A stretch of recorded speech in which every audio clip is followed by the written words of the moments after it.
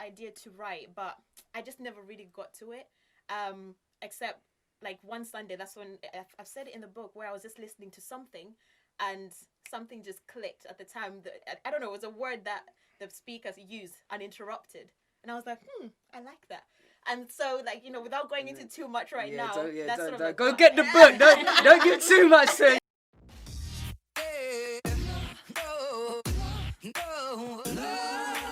Yo, what's going on, people? It's your boy RTG, back with my second podcast, and I'm blessed to be here with some real good people.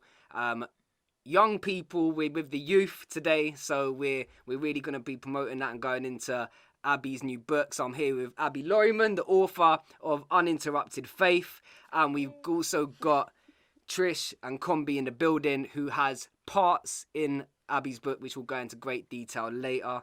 So hope you'll enjoy it. Don't forget to subscribe and like the video. So let's do this, girls. First of all, I want to say congratulations, Abi, on the book. What a crazy thing to achieve. It's been crazy, and I actually can't believe it's here and finally done right now. So I'm really excited. And how long's it been published? First of all, well, officially, I'll be speaking more about it on the 10th of October. But people are able to pre-order from September 10th, I think it was. From 2 weeks ago. Yeah. It's been sort of like available to pre-order. And what's that feeling like, man? What's that like, knowing that you got a book out there? Do you know what? It's still a bit mad. I think sometimes these girls sort of like joke about and say, "Oh, a author, you know," and I still can't like come to terms with it or like literally digest it. So it's really exciting. It's really surreal. So look, I always like to do this in my podcast. Like, how did it all start for you? Not the book, like what was life? Do you know what I mean? What's life been saying? Like, talk to me about that side of it. Life in general, I think it's been okay. It's been good. Life's been good. I think when I first initially had like sort of like the idea to even start writing the book, I was like in Northampton. 3 years ago. 3 years ago. So it's been a process. Yeah, it's been a process. I think at the time I had a job where I was sort of moving every 6 months.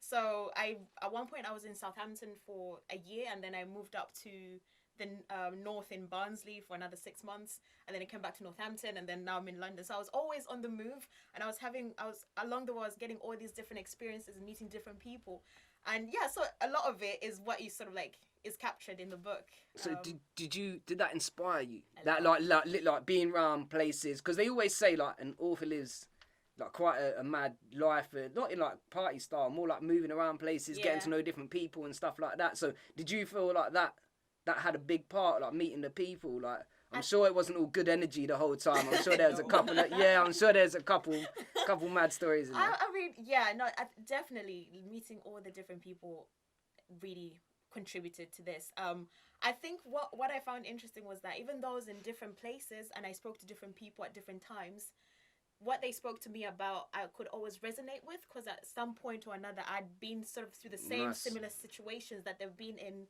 regardless of our backgrounds and stuff like that.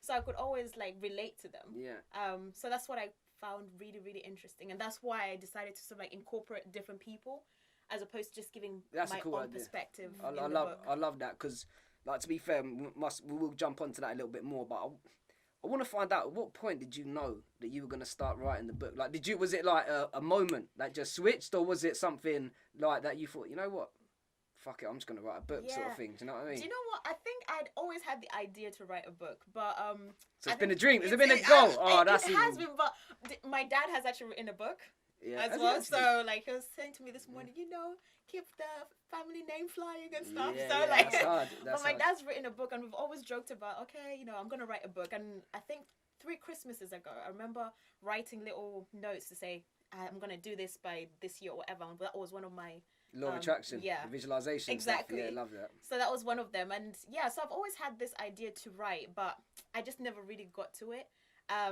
Except like one Sunday, that's when I've said it in the book, where I was just listening to something, and something just clicked at the time. I don't know, it was a word that the speakers used, uninterrupted, and I was like, I like that. And so, like, without going into too much now, go get the book. Don't give too much, sir. You gotta go get the book. So, but so What did you just start writing on a bit of paper? I Like, just is that started what writing. I just got I didn't even have my laptop. My personal laptop wasn't even working at the time. I just started using my work laptop. Started typing. God knows what, but. The more and more I wrote, it just started. The more committed you got to I it, yeah. became, and the more I spoke to someone about it, which I spoke to Trish about it, the more she kept sort of like pushing me, and the more I got committed to it, and yeah, and she also like held me accountable every sort of like month. She'll be like, "So how are you getting on?" I love that. Let's go into that. Let's go into that now, because I'm massive as a coach, like life coach, mindset coach, whatever people want to call it.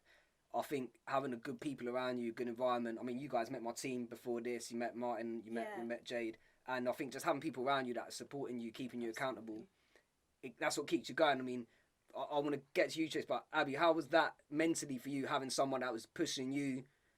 Do you think you could have done it without the... No, definitely not. And I think, because there were times where, you know, life happens, and sometimes you can have the best of intentions to do something, and you have that motivation, but... Yeah. If you don't, you know, when it comes to also people holding you accountable, you have to have people around you that are there to support you. Sometimes your strength on your own isn't enough. I think I remember when we were having a conversation, you said, "On my own, I can go fast. Together we can go far." Yeah, come on. I love that. Yeah, that's literally. Yeah, so come on. I love that. That's how it worked. Because there were times when life went up and down distractions, for me. Yeah, distractions came, and sometimes I'll speak to her and say, "You know what?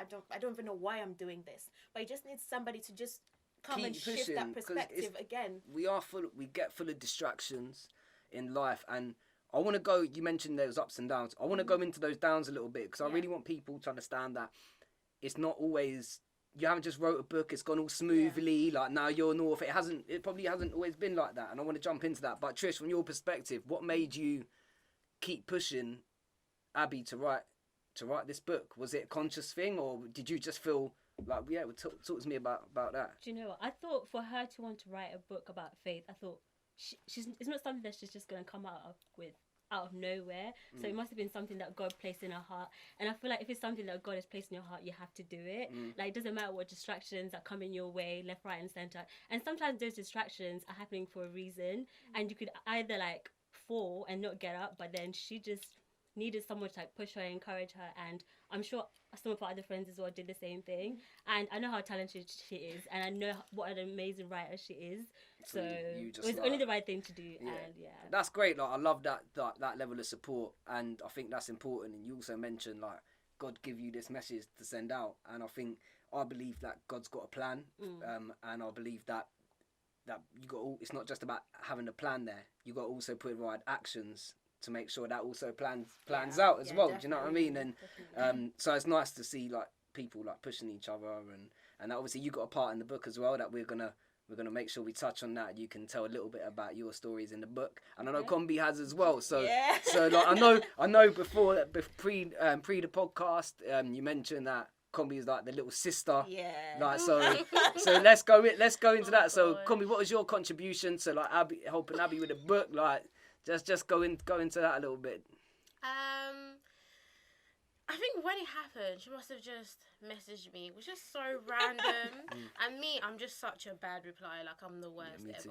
So, like, she must have just randomly messaged me. Just, like, a random message. She was just like, "Oh, I'm writing a book. How would you feel about having your own part in the book?" I don't write. I always go to her all the time. Literally all the time. Anything, whether it's to do work, even like uni, she needs to read something over, always running to her. So for her to come to me and write something, I was thinking, yay, me. I was just I don't know how that's gonna work. And I must have just sent her. I think I just pondered upon it, and I just asked God, because I need to actually reply to this quick. So there's certain things I'm like, I'll reply later, but this one I was like, no, I need to reply. Important. I had a deadline. I did. Yeah. So I just sat on my bed and just thought about it. I prayed about it once, and then and I just literally just started spilling my part. Just wrote, literally just typed and typed and typed. I don't know if it made sense. I just typed it and I sent it. And I just hope that it made sense. Then when I read it back, it made sense. So I was like, God, thank you. So that was good. So what was your main message in there? Like, what did you want to achieve? Like, how did you want to contribute? Like, we don't have to go to the ins and outs, but like, what part was it about? Faith? Was it about sort of like believing in yourself? Like, what did you feel you contributed to that What was your main message of your part? I think it kind of resonated in me because not that I struggle, but like sometimes when you go through life, it's really hard to have that faith and carry on, especially when so many things have hit you and you're trying to keep going on, that your faith just gets lower and lower and lower, and you're just thinking, how am I ever going to get out of this hole, especially when it just keeps getting bigger and bigger. So my part of it came from the side, which is like, as a young person, I think when I wrote my part was Just about uni. yeah, second or third year of uni. And I think at that time, I must have probably like received, I don't know, not the best of best grades, because obviously I tried to do my best. So I think the grades I received, I wasn't too happy about. Yeah. And I was just so upset within myself. So I was just like, I don't know how else to go from this. I don't know how. I think at that point I was even writing my dissertation. So I was like, if I can get this grade, how on earth am I going to get like a better grade for my dissertation? So did it get you down a little bit? Do you think It were you a little did. bit down, like At that point, yeah, when I was writing about a bit of faith, self-doubt? Like, did you feel a bit like self-doubt and 100%. stuff like that? And then yeah. did you feel opening up and like having something to go towards, like with Abi, put you back on that path of like, oh, do you know what? Actually, like I know what I've got to do, and like the distractions sort of went away. Like, and I think that's an important message. I always say, like what you discussed. You and I discussed it when life says, we said when God says no, but when people that don't believe in God could say something like when life says no. And I think it's important just to make sure that we keep getting up and we keep doing our thing. And we can do that in different ways. And Trish, I know you got a part in the book as well, so let's jump onto your part of it. And okay. So I feel like this all happened for a reason, because literally what I wrote about in the book is something that I'm currently going through at the same time right now. Almost the same kind of situation, because can I speak about what it is? Okay. So basically around that time, I just finished my graduate scheme and I didn't have a job, and I'd been out of work for a couple of months. That's hard. That's hard as well. And you know what? This is a good It was thing. horrible. I'm glad we're speaking about this, because a lot of people are going through that right now. Exactly. That's what I'm saying. It's something that a lot of people are experiencing right now. Yeah. So I was looking for a job for a long time. I would go in interviews, and then there were some interviews where I went to and I thought, oh, okay, I like this job. And then I accepted it. But then immediately I had a thought. I was thinking, no, actually, I'm going to turn that down. I don't think it's the right job for me. And then I think my mom was even like, why are you turning down a job? Are you okay? You need the money. Yeah. So, but I just felt that it wasn't the right job. So it kind of seemed a bit crazy for me to turn down a job that was offered. What wasn't right? Well, like, what did you feel wasn't right about it?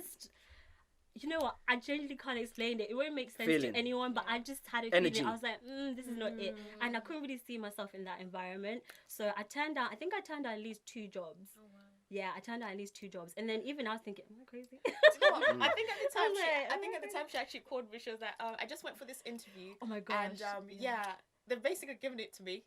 But I I'm don't going want to it. turn it. I was like, oh, what?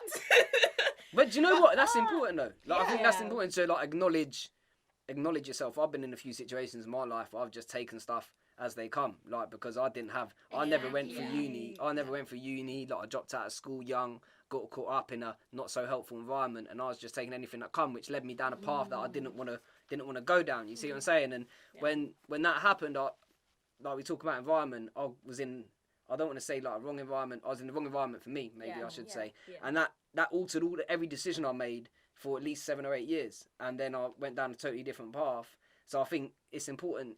Did you know that you were making the right decision at the time? Like, I know you said like it's hard to explain, but did you just know where you wanted to go, or was it? I just knew that environment was not for me, because when I got the interview, I just thought, oh my gosh, at least I got an interview. So I just said yes anyway. Yeah, good practice. And then when they offered, I just said yes. And then it's when I thought about it afterwards, I was like, no. And I knew I didn't want to settle for a job just for the sake of having a job. And I was living at home, so it made it a lot easier for me to do that. But eventually I did find a job, and it was literally the right job. It was I couldn't change anything about it. It was absolutely amazing. But right now, I'm having to reread what I wrote and just to encourage me at the same time. Did you get made redundant? I was made redundant a couple of weeks ago. So now I'm in that same position, looking for a new job. But also, I know I don't want to settle. Yeah. I definitely don't want to settle. So, I just have to keep encouraging myself. And I know there's moments when I'm discouraged. For example, I'll apply for a job and I think I'm the right person for that job. I can see yeah. myself doing it. No, It's no, the I've worst. applied for so many jobs, and unfortunately, no. Do you know when you just see the title candidate? You know you didn't get into interview. I'm just like, I'm not even gonna 100%. open that. Yeah, you know that. So like, so you're back on that. You're on the same road that you were, and like, so what thing? So to the people out there, that would you say like that would settle? Like, I'm quite big on, like, I think there's times where I don't think anyone should settle. Like, no matter what part of their life there is, but I do think there's people out there that might not have the like the right opportunities around them. That means that they might have to settle for certain reasons. And what sort of message would you tell them, the people that might not have they might have a mortgage to pay for, they might have kids to pay for? What sort of message would you send them to help them through that sort of time? Because I'm sure we're probably speaking to loads of people right now that are in that position where they got bills, they're so exactly. So what would you say to them, like, from the parts of your book? Do you know what I mean? Like, so I feel like if you're in that situation where you can't afford to like be picky about the kind of jobs that you get that job that you can get, and then whilst you're working that job, build up. On the side, maybe you can take up courses that will help you get the ideal job that you want. And if you're a Christian, I would say just keep your faith in God. Honestly, just keep praying about it, and something will come along the way. You just never know. You actually never know. So like, what do you think about visualization? Like, would you visualize? Like, did you do any visualization things? Like, I when did you mood boards as well. Actually, I've never done that before, and I just thought I tried to visualize what kind of a job I wanted, what kind of environment I wanted to work in, what kind of people I wanted to work with. I did it specifically for jobs. I know other people do it for like different things, but that was the main. Yeah, but if that was your focus, though. If that was your focus at the minute, then there's nothing wrong with that. Yeah, and explain the mood board to the people, though, just in case, like, because do you know what I mean? Like, we're educating, so yeah. No, for me specifically, I knew that I wanted to work in retail. I love working in retail, but the job that I ended up getting was not in retail, but that job that I actually got, it led me to another job that involved working in retail. Everything happens for a reason. Exactly, that's what I'm saying. Everything happens for a reason. So did you get one up? Did you get one up from what you visualized? Yes, I actually did, and it was amazing. Honestly, it's amazing. So I feel like even though I was made redundant, I feel like that experience that I had in my last job is gonna help me just get to a better place. And I just have to keep that faith, because otherwise, no, opposite of that is just like 100%. And I'd say to the people out there that are struggling, I was made redundant just like you as well. This was at the start of COVID. I started a new job. I was buzzing for it. And then 3 weeks later, COVID come in, got made redundant. But do you know what? I'll be honest, it was a blessing. Those who follow my Instagram will know that I created my Instagram off the back of that. I've been a coach now for the last 18 months. But I didn't want to make that step because my job was so demanding. I was in business development and it was so demanding. I was getting home and I was tired. Like life got in the way, you know what I mean? And that was, for me, a blessing from God, because I was then able to think, right, what do I want to do with my life? Do you know what I mean? Like, I don't want to settle no more. Do you know what I mean? Because I was bloody good at business development, but it wasn't fulfilling me. Do you know what I mean? I knew that wasn't what I was meant to do. And when I got made redundant, I just instantly thought, I want to help. I need to help people now. And then a couple of months later, I put together some sort of plan, and I'm literally living it right now. So for those out there, in my position, like, just keep going. Relate to that because that free time during quarantine, a lot of people got to actually do what they love to do. I finished the book during quarantine. You finished the book in quarantine. I put it on hold for so long. And I was just like, because distractions, just distractions. Now or never. And what do we say? What do we say then to when there is distractions? How do we make sure that we still get stuff done? Because we've all got distractions. Because I'm back working now. Not in business development role. I'm in a role where it gives me a little bit more flexibility. I finish it a lot earlier, so I'll go work. Then I'll go work on my other work, on my side hustle, which will eventually be my main hustle. Do you know what I mean? That'll be my main game. What would you guys say, like, that people that don't have the time out there, that to go, right, you know what, you haven't got this time, but don't let that distract you from this side of it. You know what I mean? Like, how would you? I think sometimes we have to actually understand the difference between busy, or you just got too many things that you're doing that are not actually, adding any value to yourself. So understanding that is key for me personally, and then also pointing out what my priorities are, because there's so much going on, but of everything that is going on, what is actually going to benefit me in the long run? I think that's how I sort of like worked it all out. I think that's important. Yeah. I feel like, look at how you spend your days and then try to think about what you can cut back on. I think especially maybe an example is social media.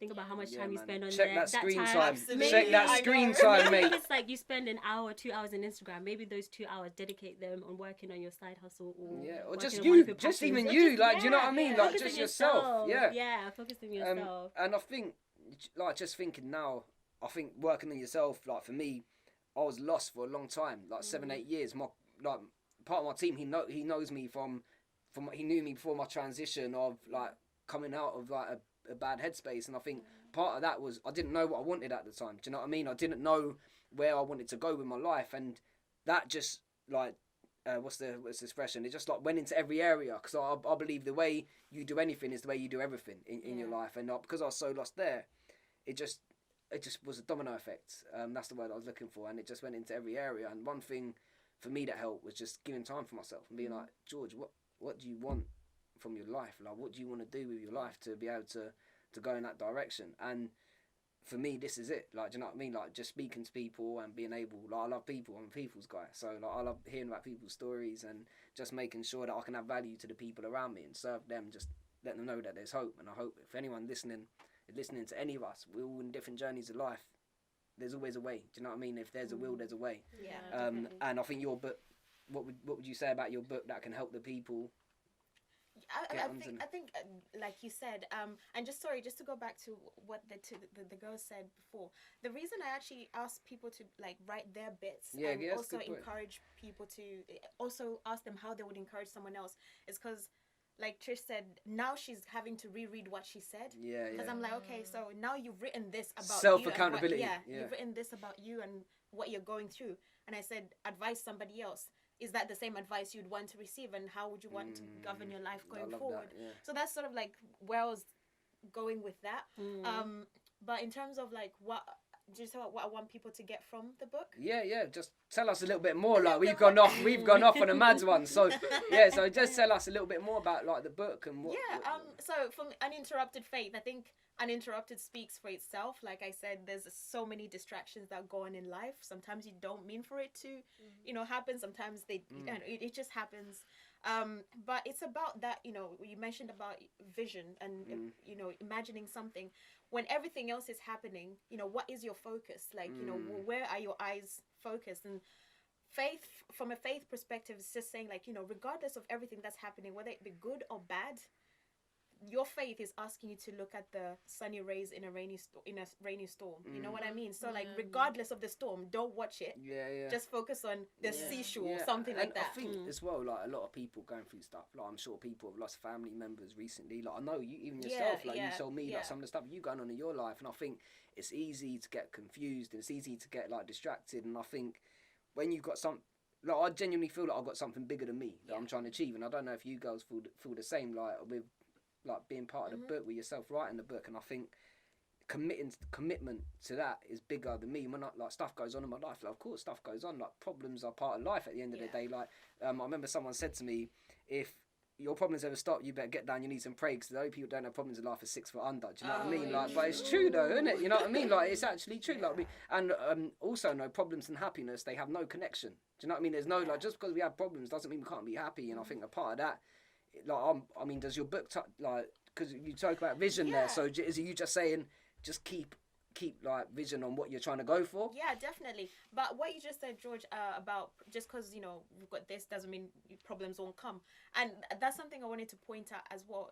Faith, Christian or not, just because I have faith and I'm a Christian doesn't mean I won't go through trials. Oh, there's still problems. There's still there's still problems as a Christian, as anyone. Like it literally feels like because you're a Christian, there's even more problems. You know what I mean? Exactly. But just like how you deal with it. Exactly. Yeah, so that's massive as well. It's how you. Yeah. It's the bounce back, innit? Do you know what I mean? Like it's that underdog story. Like, and I think, like I mean, even my guy Martin there, like he's. Like we were the underdogs growing up. Do you know what I mean? And now we're just trying to make it a little bit better for ourselves. Do you know what I mean? Like we're just trying to do stuff a little bit different to what maybe our environment was encouraging us to do. And I think that's why environment's so important. But keeping an eye on that vision. But just to be clear, I want to say to the people that are listening, it's not about ignoring what's going on in your life, is it? Like, it's okay.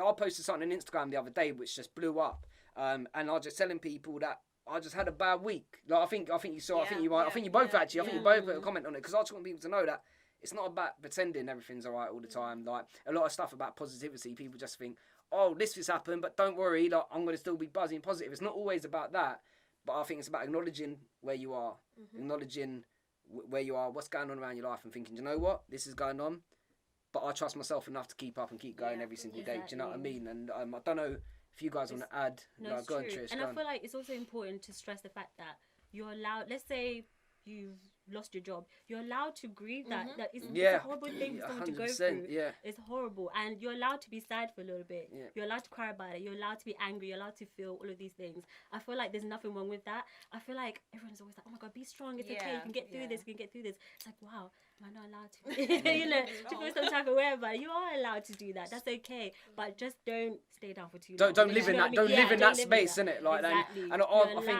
I said, cry. Have some ice cream. Watch Netflix for Oh my God, Yeah. me and my girlfriend done a post. Did you see me and my girlfriend post on Instagram? She was like, she called it the Ben and Jerry's moment, like, because girls have those moments, like, and I want to encourage men to, like, be a little bit more like, and be a little bit more like that, and just be like, it's cool.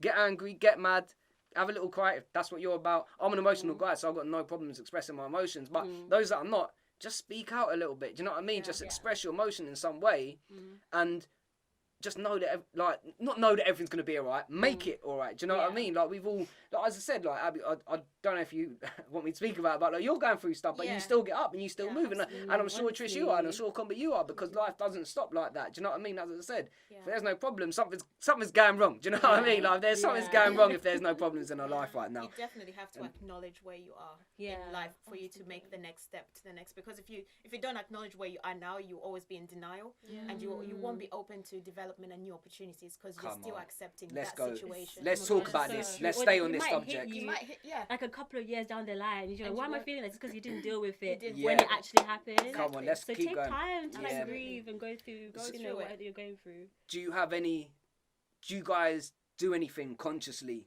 to make sure you're in the moment and you understand what's going on around you? I mean, last week, my bad week, I know why I done it, but I'm interested to hear from, like, a woman's point of view, from another person's point of view. Like, what were you guys doing? Like, Trish, Kombe, like, come in, man. Do you know what I mean? Like, speak about, like, how do you guys deal with stuff going on around you, keeping your eye on the goal, and just acknowledging that this is where you're at? I think... Oh, you lost your job 2 weeks ago. How did you deal with that? I feel like that's the main thing, really, that's going on with me. And I think it was it last week? There's a job that I applied for a couple of weeks ago, and I'd been following up with them, just checking up. Oh, you know, do you know? You're gonna give me a job yet? Are you gonna give me a job yet? Do you know when you're gonna make the decision and like the shortlisting and all of that? And then they're like, oh, okay, no, oh, we've got a lot of applications, so we're just taking our time to do that. We'll let you know next week. Okay, I was like, okay. I felt so confident about my cover letter. I was like, I spent so much time working on it. Yeah. I fixed up my CV differently. I just did everything differently because I was like, I want this job. Yeah. I could see myself doing it. And then I received an email saying... Life said no. Life said no. Nah, that but you like, unfortunately. That Bitch, that coming out, unfortunately. You're coming at me. That really got to me differently. And do you know what? I was just going to say, oh, it's okay. There's going to be other jobs. But I was like, no. That really got to me. And I actually genuinely cried about it. Yeah, I genuinely did. And I was like, you know what? It's okay to cry about these things. But then I just allowed myself to be sad about it for a couple of hours. And then I think afterwards, I just watched something funny. Just do stuff. Just cheer yourself up. That's going to make you happy. Do love things that. like whatever that might be. For you, it might be meditating, doing yoga, pray, go exercise, go for a run, whatever it is. Just do whatever. Do something that's going to make you do something better. And on that, I always say to myself, when I'm feeling like that, I always say to myself, better is a perspective. So literally, I could be in this moment like right now and I'm feeling like, ugh. But if I just shift my perspective and say, that is going to make me feel better, you know, it's just a perspective. When you shift from that moment... It's not happening to me, it's happening for me. Exactly. That sort of style. I like that. Literally. So I just look at it, my perspective, I just need to shift it in that moment. It's not always easy. It's not easy at all. No. But you have to actually work and say, like, you know, what I allow in my head is only going to manifest. And the more I stay in this situation where it's clearly not better, I will stay in there. But if I shift it and look at, okay, that's better, I will go towards that. Yeah. So that's. And it doesn't have to be a massive better, doesn't have does to it? It be- just has it to be literally- better. Like what you Literally. said. What's something that's going to make you laugh or I was just do saying, something. it's a Mine's perspective. yeah. For you watching Netflix, that was better, and that was your perspective. Do you know what I mean? So Yeah. it's always just shifting that Yeah. perspective. Yeah, 100%. I do that a lot through gratitude. Like just saying like, you know what, shit's going on right now, but I've got this, I've got that, I've got like people around me. Like not talking about like materialistic things, but if that's what you're about. Just want to say sorry for cutting out people. We had a little tech issue, but as the girls have been saying, we're not going to take our vision off the end of the podcast. So let's get straight back to it. Do you know what, Abi? I'm kind of glad the camera cut out there because I really want to talk about. We said about you had ups and downs within your book, and there's two parts of it really. I want to ask, like, what were some of those downs that stopped you in your tracks for a little while? And then I'll ask you the next. Yeah. I think the main one, when I sort of had already started writing and then I just stopped, was work. I was working in Northampton and I was on a grad scheme. And towards the end of my grad scheme, like, you know, you sort of like wanting to then apply for a job, but it just wasn't happening. It wasn't landing. And at the time, a lot of it really affected my finances as well. I think I remember talking to Trish about it. And I know people go through different situations, but for me, that got me really, really down because, you know, my mood went down and, you know, I didn't feel like I could, you know, even hang out with my friends as much as I could. And I felt it started piling up. And because, started stacking bad stuff, And because obviously maybe my job isn't going as well as I want it to be, I want it to go, my finances aren't making sense. They're not adding up, and then I can't then hang out with my friends. So I started to then isolate myself, and then you started to go away from that vision. You started going going to it, and that makes it worse as well, doesn't it? Like not doing. So, did you acknowledge that at some point, or what was the shift in perspective? I think I had to. Some things are very hard for people to actually talk about and to express really what they're going through. And acknowledgement is not just I'm going through this situation.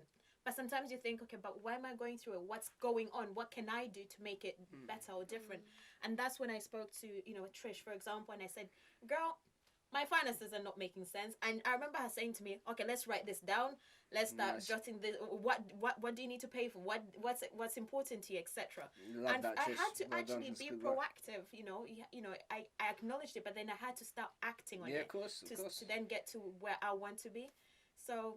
Small steps, big distances, isn't it? Do you know what I mean? That's what it is. So, and then you sort of answered it. So then, once you'd done that, was one of the things on the list, get back to the book? Like, it actually was. And I remember saying, okay, once first of all, the steps that I had was, okay, I'm going to apply for a new job. I'm probably going to move to London. And I remember saying, I'm going to move to London by the end of the year and I'm going to get a job that's paying me more than I'm having right now, etc. And I can tell you, I stuck to that. I was working on my CV like, goodness, God knows how much or how long. I went for that interview, George, in London, got there. They interviewed me. I was driving back. I don't know. I think I was talking to a different friend. I was driving back and they called me. They said, oh, they've given you the job. And I said, oh, really? Are you joking? I hadn't even got home yet. God is great. But they were literally like, you've got the job. And, you know, obviously they were offering from this amount to that amount. And they said, oh, they've given you the max that they can give you. And I was just like, whoa, are you joking? So for me, then it was just like, okay, cool. So now my finances are beginning to make sense. Now I can move to London because that's what was on my, you know, goal, one of my goals. And yeah, when I moved to London, life got busy. And then thank God quarantine came through. I mean, not good for many people, but it came through and that really put me in a headspace. And you took something from it as well, which is important. You didn't just go, because it's easy to forget. Like, I remember when COVID come for me, I was like, you know what? I'm not going to let it stop me exercise. I'm not going to start eating shit food now. I'm not going to start, do you know what I mean? I kept to my same amount of discipline to keep going. So, look, we're going to wrap up. I love that, by the way. And actually, do you know what? Just for, do you think you could have achieved what you achieved if you stayed in that lower mindset and you stayed in like that self-pity a little bit? Definitely not. I always say to myself, I won't cheat on my future with my current situation or my past. So for me, I always say that to myself. Like, I have to start running towards what I have been saved for, from whatever situation I've been saved from, towards what I've been saved for. I always look at what am I here for, as opposed to, okay, it's great, I'm here now, I was there then, where am I going? Yeah. So that's how I always look at it. Yeah. And that's what faith essentially is. Yeah. Faith is looking at this situation, but where do you want it to take you? Yeah. Don't make your current situation dictate the rest of your life. Absolutely. Like, do you know what I mean? And I think I always say anything can change in a moment. I often say that I'm a multi-millionaire because I made that decision to be a multi-millionaire. I'm not a multi-millionaire, people. Just put it out there. But it's coming. Do you know what I mean? It's literally coming. But I made that decision to be multi-millionaire in a moment. And I think there's moments in your life where everything can change. The way you can look at someone you love in a different way, and it can switch from liking someone to loving someone. You can look at in a family member that you've never looked at in that way before, and you can look at your life in a way you never looked at before. Do you know what I mean? And so I think that's what I always say, like small steps, big distances. And because the way you look at things can change your whole life. And like it did you, 1 minute you were talking about, oh, my finances are fucked, and now you're like, yeah, but do you know what, now I'm just getting paid more than I was before. I'm closer to my vision. And then what come in next? COVID. So you got the chance to write your book. And like that's what I mean, for me, faith, like law of attraction, like these things that we talk about, everything happens for a reason. Nothing goes without a reason, but it's important for us to acknowledge the reason, just like we acknowledge ourselves, acknowledge our feelings. Got to acknowledge the reason. But we're gonna wrap up in a minute. But just before we go, girls, talk to me about. I haven't got the book yet. I'll promise you I'm gonna buy the book. I promise you I'm gonna buy the book, and I'm gonna read it. I'll buy it now. Yeah, I'll buy it right now. And what's your favourite bit? What is your favourite bit? Let's start with the author. Me? Okay. What is your favourite bit of the book?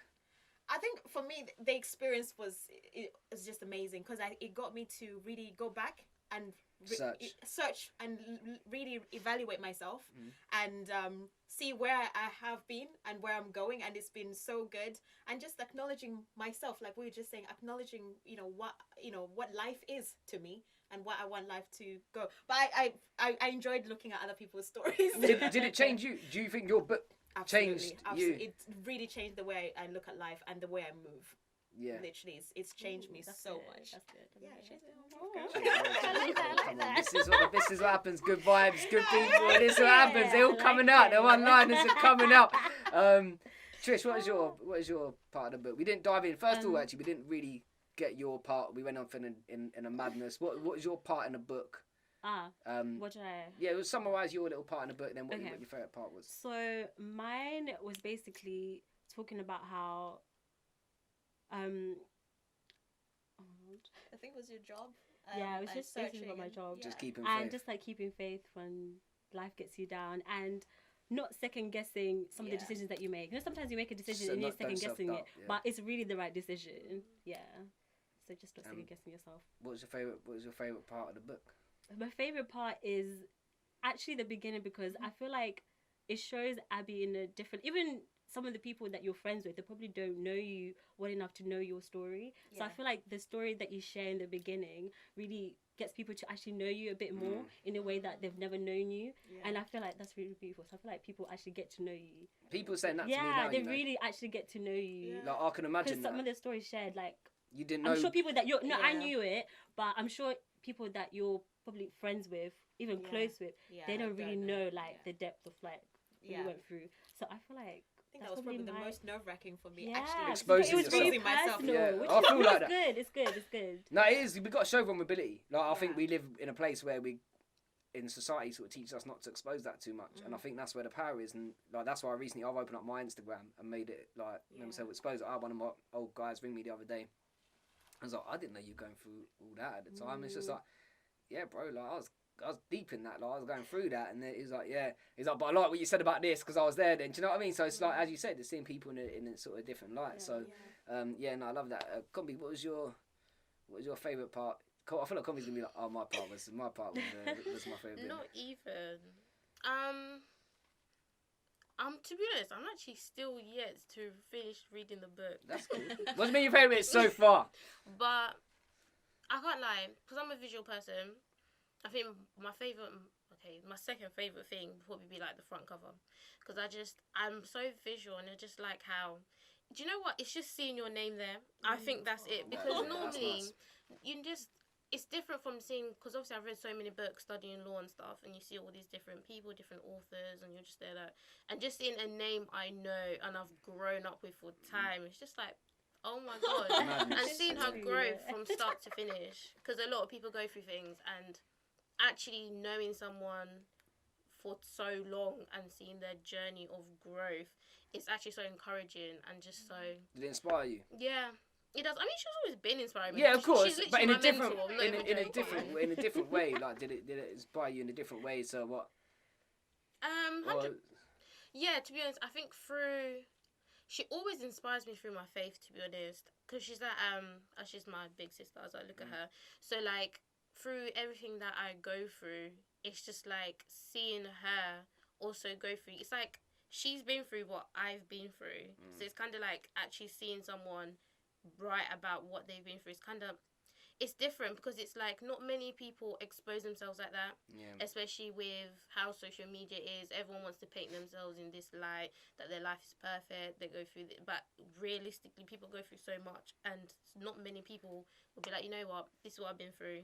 This is how I got through it. And publicising it as well. Literally, for millions of people to just read it and know you. And it's a good thing because God has called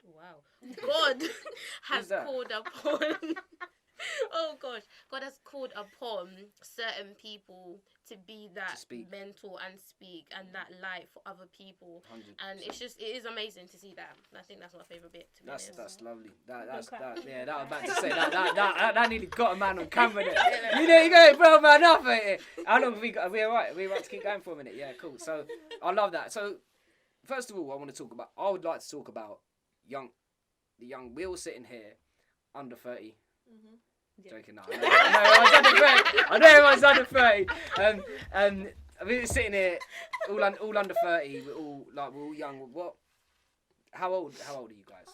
I know we should never ask a lady, but I want to talk to the people. 27. I'm 26. 27. 22. So I think, but the thing, like, we're all young. We're trying to inspire as many people as we can through all of our journeys. I feel like I've made a friend with you over the last month or so. Obviously our story is mad from knowing your dad back in the days. Crazy. So that's crazy in itself, and I think I love seeing young people, man. Like, I love seeing young people because I think our society doesn't have that modern approach nowadays, and our society's run by these older generation, which I have got a problem with. I'm not going to say I haven't got a problem with. I have got a problem with that, and I think they're old school, and I think it is down to people like us, and there's many more people like us, and anyone who's like us, come join me on the podcast so we can chat. And what would you say to the youngsters out there that are going through shit mentally, physically, and obviously get your book, but what would you say from a personal level, obviously being an older sister to Kombe, and having people around you, what advice would you give? I think not long ago I posted something where I said, whatever you're going through, just remember that your life is valid. Whatever situation you've been through, no matter what your background is, your life is valid. Your dreams and goals are valid, and don't let anyone ever bring you down because they feel like your dream is too big. They're just probably too small for your dream. Do you know what I mean? Yeah. So 100%. Just your life and your dreams and goals are valid, so just go after them. And your life is, I would speak for mental health, like your life is worth it. Absolutely, like your life is worth living. Absolutely. We're not existing. Right, quickly before we go, sorry girls, we're running out of time here. We've gone on. Right guys, that's another wrap. You know what to do. Subscribe to the channel, like the channel, drop us some comments, go pre-order Abi's book that we'll put on the YouTube description. Go buy it. You heard it here first. She's going to be absolutely successful with her book, and it's going to be around to millions of people around the globe. God bless you all. Thanks for coming, and we'll see you next time. Bye.